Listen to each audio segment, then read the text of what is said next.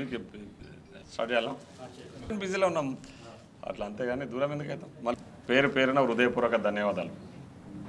So మొన్నటి వరకు అందరం కూడా ఎలక్షన్లో బిజీ ఉన్నాం.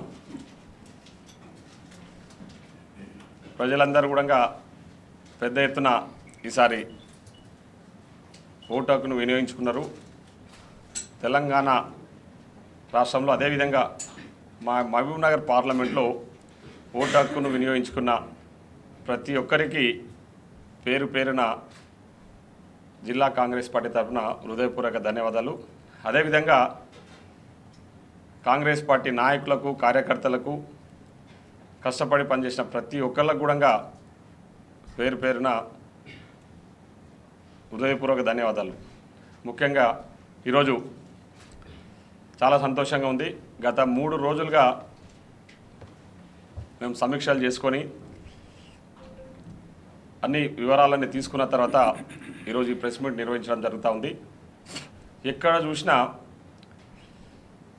ఎన్ని సర్వేలు తీసుకున్నా ఒకటే చెప్తా ఉన్నారు, ఉమ్మడి పాలమూరులో ఉన్న 2 పార్లమెంట్లు కూడా కాంగ్రెస్ పార్టీ గెలవబోతూ ఉంది.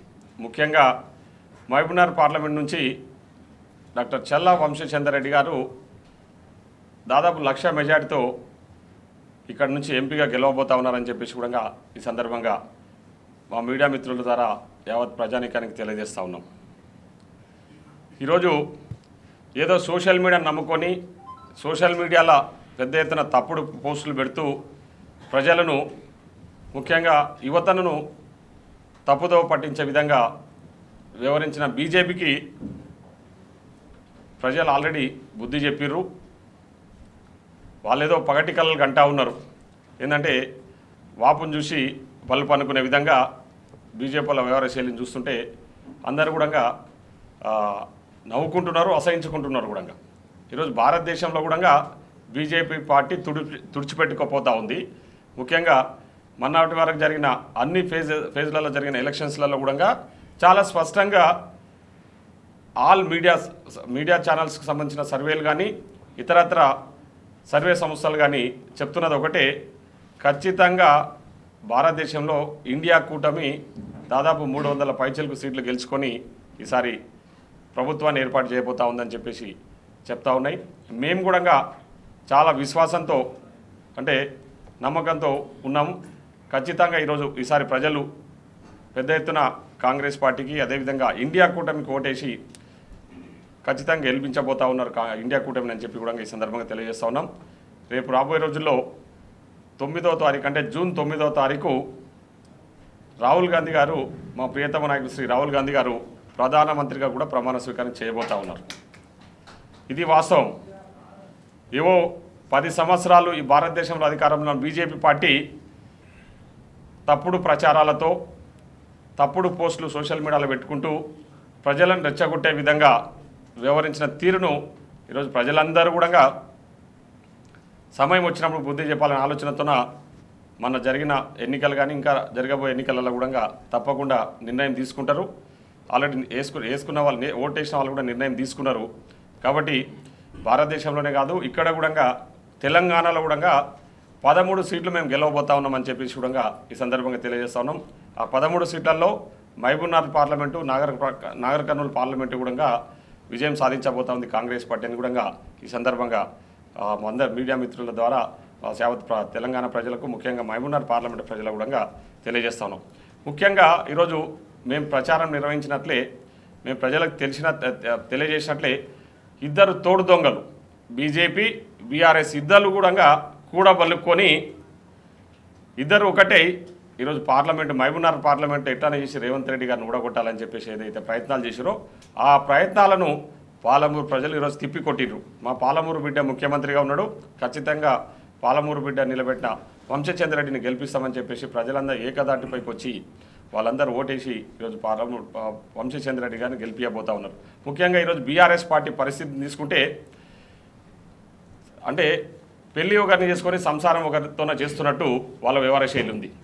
పార్టీ అంటే మొన్నటి వరకు 10 సంవత్సరాలు ఈ రాష్ట్రంలో అధికారంలో ఉన్న పార్టీ ఈరోజు మనుగడలు లేకుండా పోతా ఉందంటే జనాలందరూ కూడా ఆలోచన చేస్తూ ఉన్నారు. ఎందుకంటే వాళ్ళు ఒక పార్టీ స్థాపించి ఉద్యమ పార్టీ అని చెప్పుకొని 10 సంవత్సరాలు ఈ రాష్ట్రంలో అధికారంలో ఉండి ఎక్కడికక్కడ అడ్డగోలుగా అవినీతికి పాల్పడి మన జరిగిన అసెంబ్లీ ఎన్నికల్లో వాళ్ళకి ప్రజలు బుద్ధి చెప్పారు. అయినా వాళ్ళకి బుద్ధి రాకుండా మన జరిగిన పార్లమెంట్ ఎన్నికల్లో బాహాటంగా ముఖ్యంగా గతంలో ఎమ్మెల్యేలుగా పనిచేసిన వాళ్ళు, మంత్రులుగా పనిచేసిన వాళ్ళు ఏమాత్రం సిగ్గు ఎగ్గు లేకుండా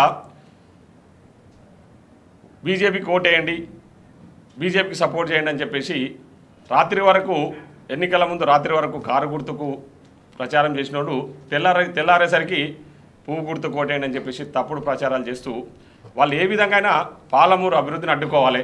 పాలమూరులో ఈరోజు పాలమూరు బిడ్డ ముఖ్యమంత్రిగా ఉన్నాడు, ఆయన అభివృద్ధి చేస్తూ ఉన్నాడు, ఆయనకు మంచి పేరు వస్తూ ఉంది. కాబట్టి తట్టుకోలేక బీఆర్ఎస్ నాయకులకు ఆల్రెడీ అసెంబ్లీలో జరిగిన ఎన్నికలలో వాళ్ళకు బుద్ధి చెప్పినా కూడా బుద్ధి తెచ్చుకోకుండా మన బీజేపీతో కొల్లుడై ఏదో బీజేపీని ఎట్లానే చేసి పాలమూరులో కాంగ్రెస్ పార్టీని కట్టడి చేయాలి, అభివృద్ధిని అడ్డుకోవాలని చెప్పి ఆలోచనతోన బీజేపీలు వివరించిన బీఆర్ఎస్ నాయకులు ముఖ్యంగా ఆ నాయకులు వివరించిన తీరును వాళ్ళ పార్టీలో ఉన్న కార్యకర్తలే, సామాన్య కార్యకర్తలు అందరూ కూడా వ్యతిరేకించారు. మీరు నిన్నటి వరకు కారు ప్రచారం చేసి పొద్దున వచ్చేసి డబ్బుల కమ్ముడు పోయి ముఖ్యంగా మహబూబ్నగర్ పార్లమెంట్లో ఉన్న మాజీ ఎమ్మెల్యేలు, మాజీ మంత్రులు డబ్బులకు అమ్ముడు పోయి బీజేపీ పార్టీకి అమ్ముడు పోయి ఈరోజు కాంగ్రెస్ పార్టీని ఎట్లయినా కట్టడి చేయాలని చెప్పేసి వాళ్ళు ఏదైతే బీజేపీకి ఓటేయాలని చెప్పిరో దాన్ని పెద్ద ఎత్తున ప్రజలు తిప్పికొట్టిరు. ప్రజలు ఎవరు కూడా వాళ్ళను విశ్వసించకుండా కాంగ్రెస్ పార్టీకి మద్దతు తెలిపారు, కాంగ్రెస్ పార్టీకి ఓటేసిరు.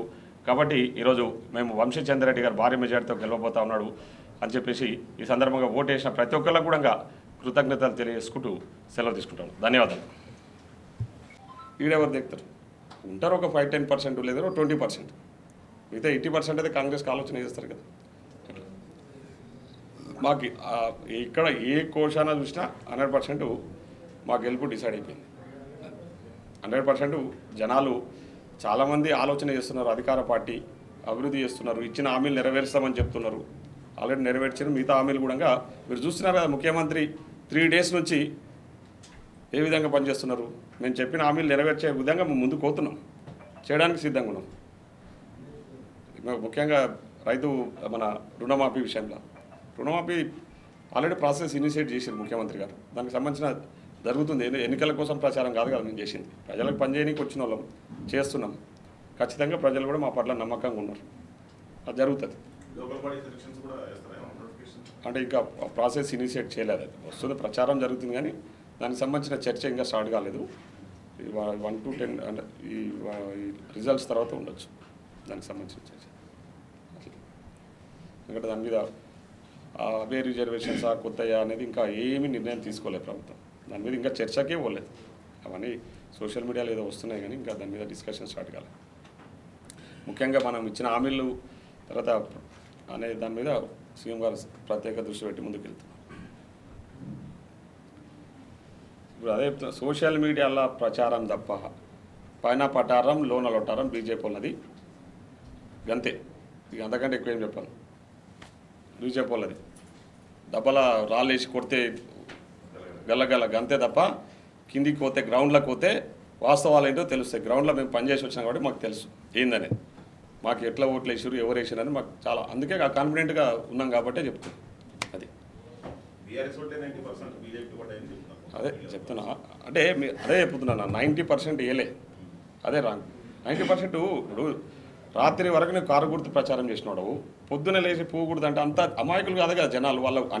వాళ్ళ ఇంట్లో పని